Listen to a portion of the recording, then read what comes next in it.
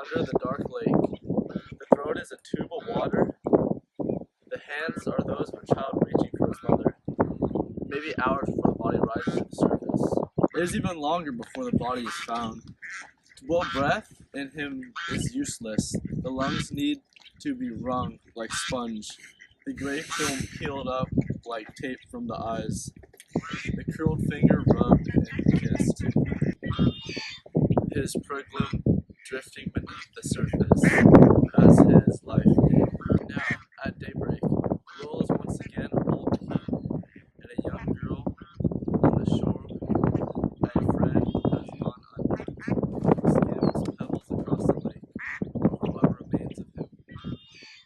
His prickling drifting beneath the surface as his life came.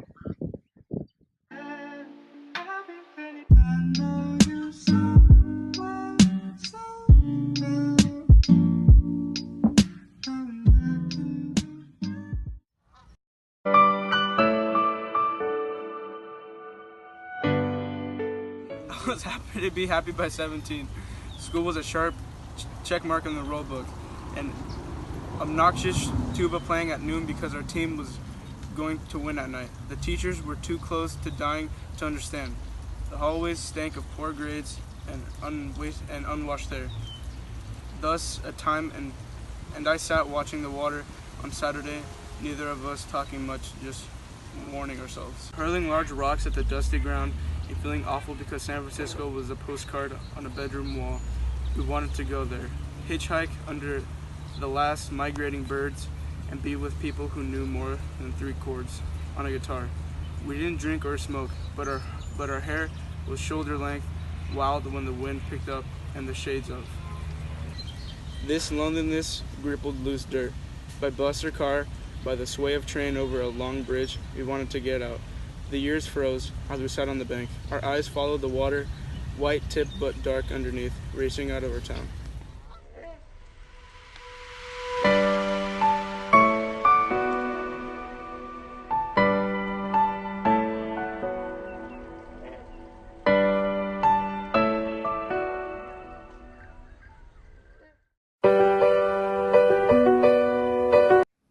Did you sneeze?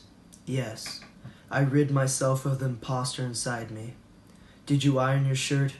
Yes. I used the steam of my mother's hate. Did you wash your hands? Yes. I learned my hygiene from a raccoon. I prayed on my knees, and my knees answered with pain. I gargled. I polished my shoes until I saw who I was. I inflated my resume by employing my middle name. I walked into my interview early. The sun was like a ring on an electric stove.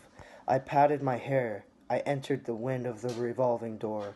The guard said, "For a guy like you, it's the 19th floor." The economy was up.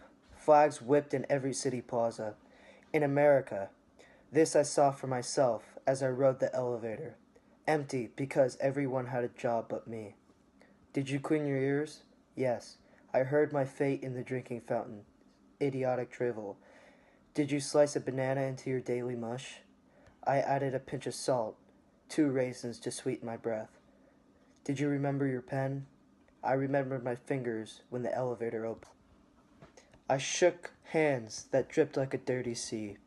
I found a chair and a desk. My name tag said my name. Through the glass ceiling, I saw the heavy rumps of the CEOs. Outside my window, the sun was a burning stove. All of us pushing papers to keep it going.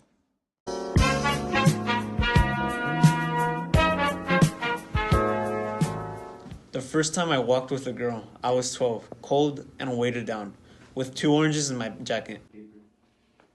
December, frost cracking beneath my steps, my breath before me, then gone. As I walked toward her house, the one whose porch light burned yellow, night and day, in any weather, a dog barked at me until she came out pulling at her gloves, face bright with rogue. I smiled, touched her shoulder, and led her down the street, across a used car lot and a line of newly planted trees, until we were breathing before a drugstore. We enforced the tiny bell, bringing a sales lady down a narrow aisle of goods. I turned to the candies, tiered like bleachers, and asked what she wanted. Light in her eyes, a smile starting at the corners of her mouth. I fingered a nickel in my pocket. And when she lifted a chocolate that cost a dime, I didn't say anything. I took the nickel from my pocket, then an orange, and set them quickly on the counter. When I looked up, the lady's eyes met mine and held them, knowing very well what it was all about.